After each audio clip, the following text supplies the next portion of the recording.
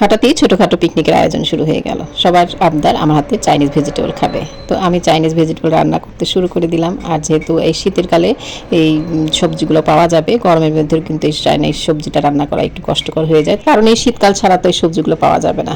তবে আমি এই শীতকালের সবজিগুলো কিছু কিছু ডিপ ফ্রিজ করে রেখে দিই, যাতে আমি গরমের দিনে খেতে পারি। যেমন গাজর, বাঁধাকপি, ফুলকপি কিছু কিছু ডিপ করে রেখে দিই।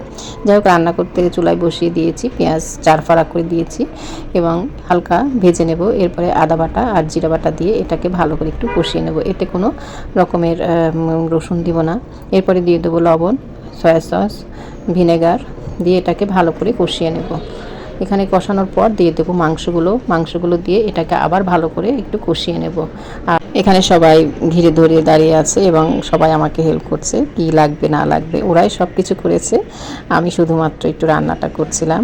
আর আমাদের আয়ান বাবু তো খুবই খুশি, সেও পিকনিকে এবার হাজির হয়েছে, সবাইকে বাই বাই দিচ্ছে। তো আসলে খুবই ভালো লাগছিল, হঠাৎ করে এই আয়োজনটা শুরু হয়ে গেছে। আর আমার ছেলের তো এখানে 6টা বিড়াল আছে, সেই বিড়ালগুলোকে নিয়ে বাড়ির ভিতরে ঢোকাচ্ছে, আর মেয়েরা তো সব এনজয় করছে। যাই হোক, দেখেন মাংসটা কিন্তু কষিয়ে ফেলেছি। যখন সাইড থেকে তেল বের হবে তখন আমি এই বাঁধাকপি দিয়ে দেবো। বাঁধাকপিটা একটু আগে দেবেন যাতে সিদ্ধ হতে একটু সময় নেয় বাঁধাকপিটা। তারপরে পেঁপে, ফুলকপি, গাজর এগুলা আস্তে আস্তে করে দিয়ে যেতে হবে পার্ট বাই পার্ট, কারণ যে সবজি যখন সিদ্ধ হয় তাড়াতাড়ি সেই সবজিগুলো শেষের দিকে দেবেন, তাহলে আপনার সবজিটা ভালো মতো সিদ্ধ হয়ে যাবে। তো এখানে আগে বাঁধাকপি দিয়ে এটা ঢাকা দিয়ে এটাকে সিদ্ধ করে নেব। জাস্ট বাঁধাকপি যখন একটু নরম হয়ে আসবে তখন আপনি অন্যান্য সবজিগুলো অ্যাড করতে পারেন, বিশেষ করে গাজর, পেঁপে, ফুলকপি। জাস্ট এগুলো কিন্তু আমি আস্তে আস্তেই দিয়েছি। আগে প্রথমেই কিন্তু আমি বাঁধাকপি দিয়েছি, তারপরে দিয়েছি গাজর, তারপরে দিয়েছি পেঁপে এবং তারপরে দিয়েছি ফুলকপি। কারণ যেই সবজিগুলো আগে সিদ্ধ হয় সেই সবজিগুলো পরে দেবেন, এবং যেই সবজিগুলো একটু সিদ্ধ হতে সময় নেয় সেগুলো প্রথমে দিয়ে সিদ্ধ করে নেবেন। জাস্ট এভাবে হালকা নেড়ে চেড়ে এই সবজিগুলো সিদ্ধ করে নেব। যখন সিদ্ধ হয়ে যাবে তখন আস্তে আস্তে লবণ, তারপরে গোলমরিচের গুঁড়া, সয়া সস, ভিনেগার এগুলো আবারও আপনার স্বাদ চেখে চেখে তারপরে দিতে হবে। এবং মাঝে মাঝে ঢাকনা উঠিয়ে এভাবে ওলটপালট করে দিবেন, যাতে প্রত্যেকটা সবজি সুন্দরভাবে সিদ্ধ হয়ে যায়। এরপরে আমি দিয়ে দিচ্ছি সয়া সস। সয়া সসের পরিমাণটা একটু দেখে নেবেন, কারণ সয়া সস একটু নোনতা থাকে, যার জন্য লবণটা একটু যেন বেশি না হয় সেই দিকে একটু খেয়াল রাখবেন। এরপরে দিয়ে দিলাম দুধ।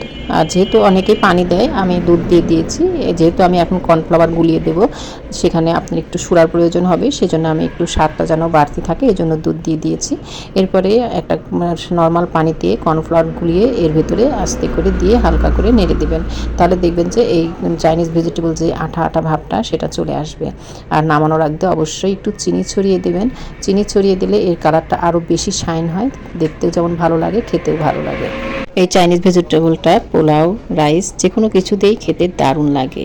আর যেহেতু আমার মেয়েরা এবং ফ্যামিলির সবাই খুব পছন্দ করে এই চাইনিজ ভেজিটেবল, এই শীত আসলে দেখা যায় সপ্তাহে 2-1 দিন এই চাইনিজ ভেজিটেবলটা আমার থাকবে এই বাসায়। তো বন্ধুরা, আমার রান্নাটা কেমন লাগলো অবশ্যই লাইক, কমেন্ট, শেয়ার করে জানিয়ে যাবে। আল্লাহ হাফেজ।